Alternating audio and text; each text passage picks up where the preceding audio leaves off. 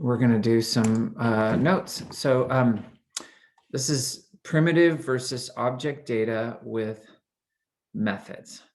So I said this is on the whole something unrelated to array lists. It's a topic I skipped earlier. But here's the deal. When you send data to a method, the data is handled differently if it's primitive or if it's object data.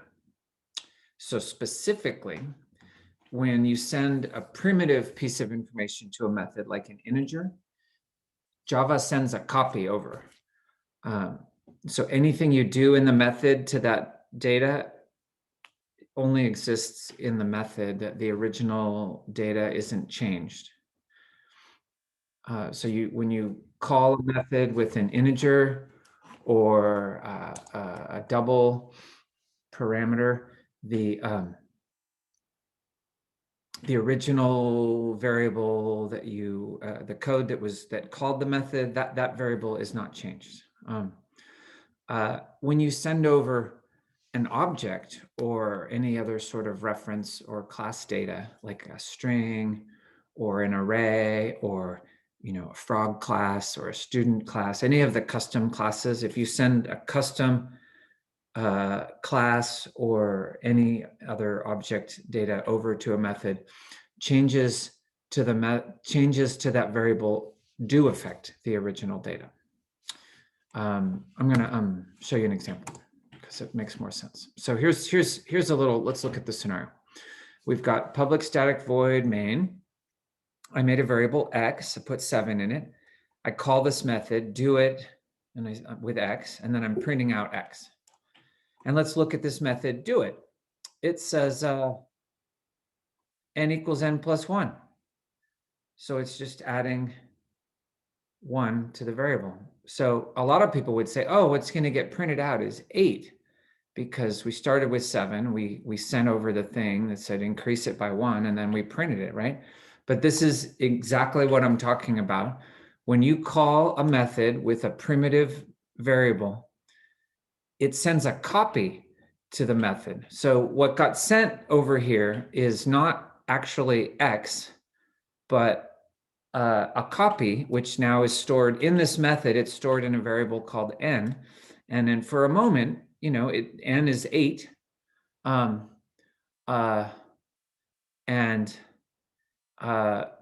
that doesn't affect what x is. X is back here, and you're gonna get 7. So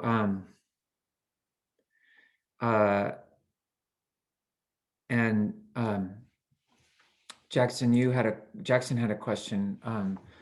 Would we have to do x dot do it to make it change? And you can't do that because x isn't an object. So I noticed I left off the word static here, and that was bothering me. So I just want to fix that while I'm thinking about it. And the same problem is going to be down here. So I'm going to fix all of them because I have one more example. All right. So let's take a look at this. It's an example of sending over an object. I create an integer array, also called x, and it contains 7, 8, and 9.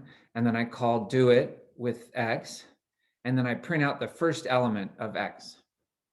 Okay, so in this case, when we call this method do it, see the method header says it's going to accept an integer array. It calls it nums right here, but it is this array x. And all it does is it adds 1 to the first element in the array. Well, so the first element is a 7. If you're going to add 1 to the first element of the array in this method, and then you're going to print the first, it's going to print an 8, because the difference is sending over an array is not the same thing as sending over a primitive. And I know it's an array of primitives, but as soon as you make an array, it's no longer a primitive. An array is an object in Java, or a reference variable. So why? This is just the way they designed it, the way they designed Java. when you send primitive data to a method, a copy is sent. And I think the reason, well, one logical reason that I can come up with is primitive variables take up very little space in memory. So it's no skin off anybody's back to send a copy of the variable over. But object data can be huge. You could have an array with 10,000 entries in it, and that takes up a lot of memory. You don't want to just send a copy of that array with 10,000 things. You know, you're filling up memory as this thing gets passed back and forth, and you've got copies of it and stuff. So they just decided when you send an object to a method, they just send if you look on my share screen, I say a reference or an alias. An alias is something that points to something. So when you send over an object to a method, just a little reference to the object is sent. I think that just probably makes the code more efficient, but it's just important to understand the difference. And just again to remind you, primitive data types that we use are int, double, and Boolean.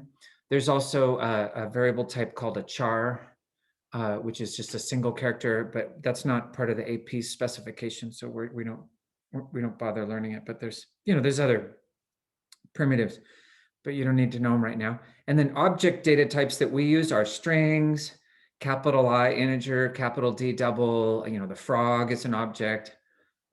Student class that we've played with here and there, the rectangle class, and any custom class we've ever written or used. If we were sending one of those objects to a method, just an alias or a reference to the original would be sent. So sit tight, everybody. I'm gonna I forgot to log in ahead of time, but we're gonna just watch just I think about 3 or 4 minutes of one of the AP Classroom videos where one of their instructors explains this, and she's got a little diagram, and I just wanted to see. I think it's helpful to have another perspective on it, other than just me. I think it's right here.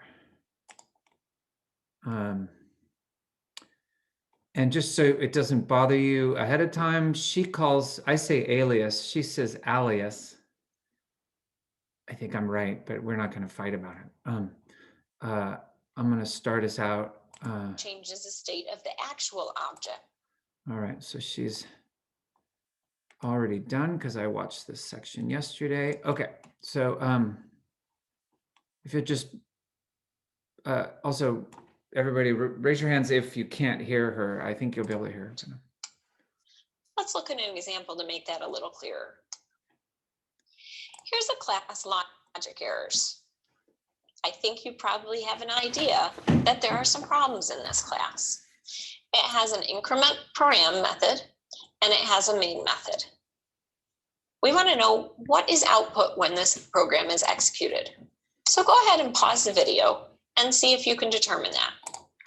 So I paused the video. I'd like you guys to try to figure out what's going to get printed. Don't say it out loud, but just try to figure it out.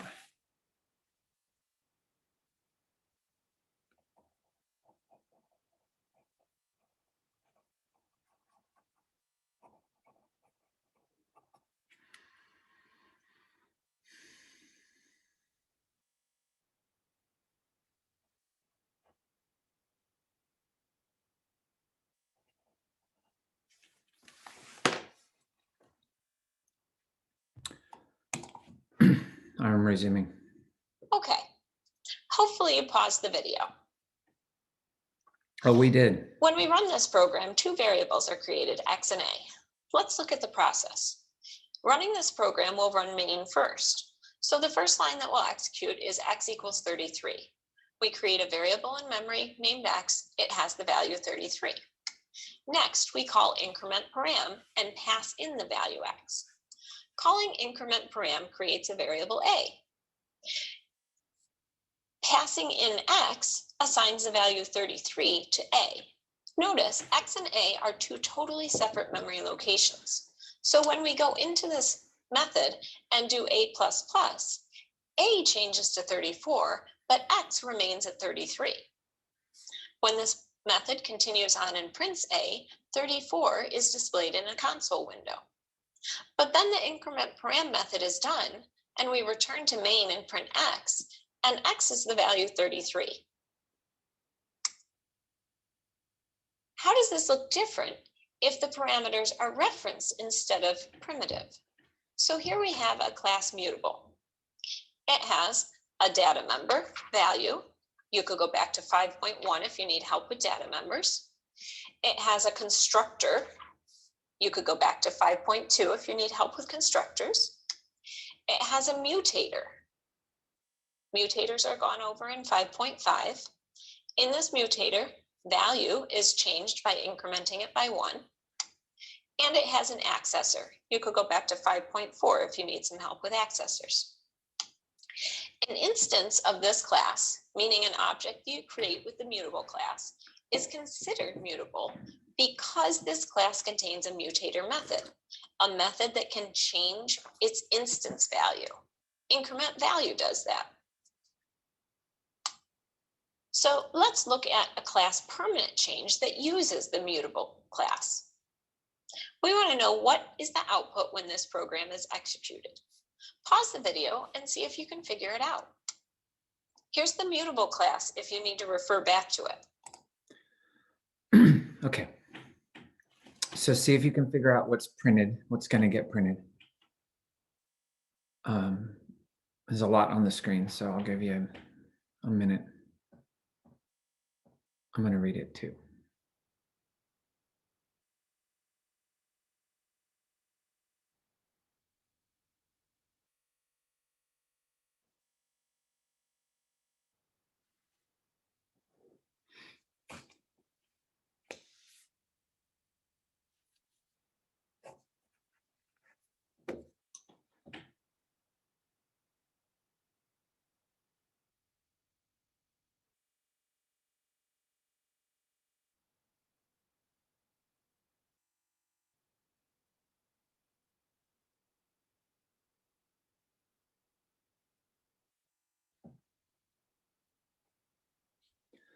All right, I'm going to run it. Okay, hopefully you did that. Let's see what happens. Main runs first, so we create mutable x equals new mutable 33. That's going to look at the mutable class's data and constructor. So I showed that part here.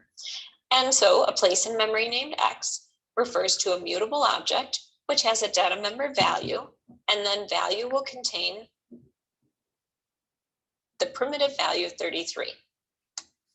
Now we call increment param x. That creates a variable a. A gets whatever value was in x, but x contained a reference. So now a references that same mutable object. This is called aliasing. There's only one mutable object, and x and a both refer to it. That means that in increment param, when we ask value to increase by 1, we're increasing the value of whatever object called increment value. Well, a called increment value, so a's value member goes up by 1 and value changes to 34. However, x was just an alias for that same mutable object. So value in x is also 34 because there was only one mutable object, which means when increment param ends and we return to main and print x's get value, we're going to print 34. Now, as an aside, when you're programming, it's important not to change mutable objects unless the specification requires you to do so. Yeah, anyway, that's fine. I think she does a great job. She's done a bunch of the videos.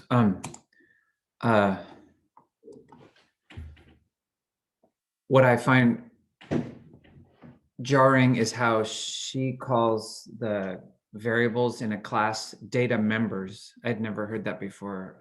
I always called them variables or attributes of the class. So don't let that throw you though. Data member is just, you could say she's talking about one of the variables in that class. But also it's good to hear different explanations for different things. So, okay, any questions?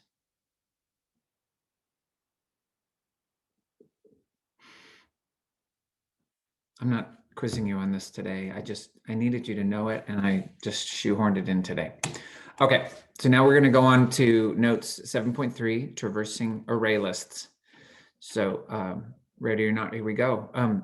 Folks, all the algorithms we used with arrays can be used with array lists. So everything we did, like where we found the maximum, the minimum, and the average, or we check for duplicates, check to see if something's present. You remember we did that thing, print all the ones that have an ing at the end, all those sorts of things that we did before. You can do them all with array lists. Obviously, it's just a collection of information. It's a little different because you end up using the dot get and you know, the different calls, because array lists are a little different. But the one area where it's more substantially different is you can remove items from an array list. You can't remove items. You can't remove items from an array.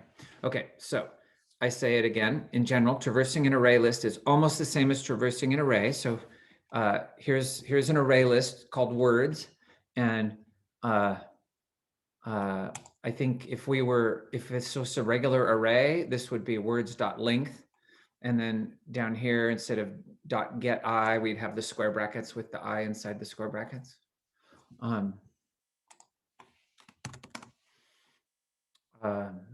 It's funny for the enhanced for loop, it would kind of look the same.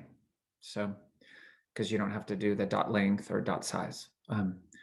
But enhanced for loops are nice when you're going to just crank through.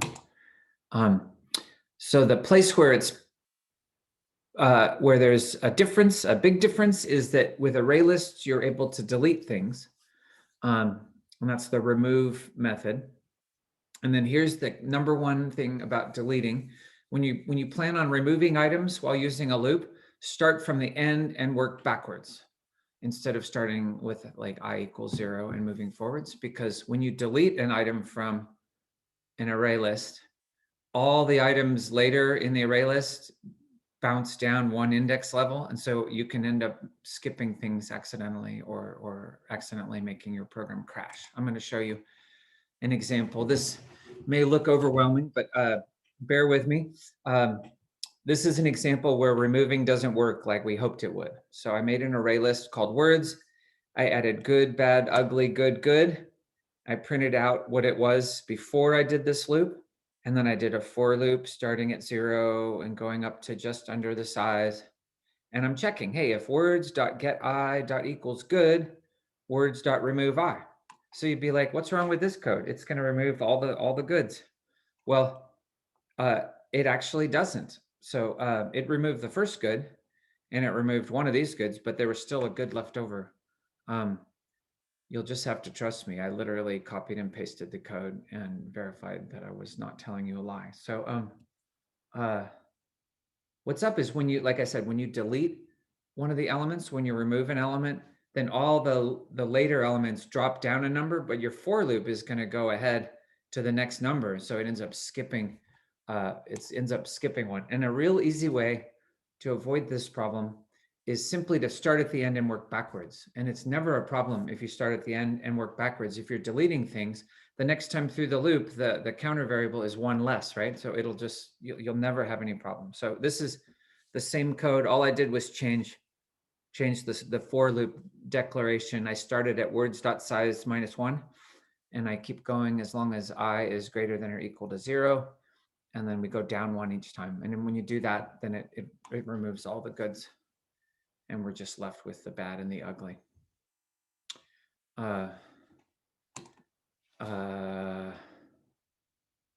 That's it for the notes. Any questions?